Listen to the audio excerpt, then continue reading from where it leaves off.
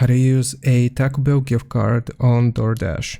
You want to load up the application, and once you have Doordash open, we'll click on Me in the bottom right corner.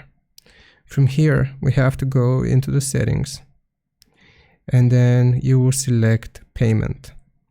Now you can choose Redeem Gift Card at the bottom here and type out your gift card code. However, this only accepts Doordash gift cards. So if you have a Taco Bell gift card, what you can do instead is trade it for a Doordash gift card. So I'm going to go back here.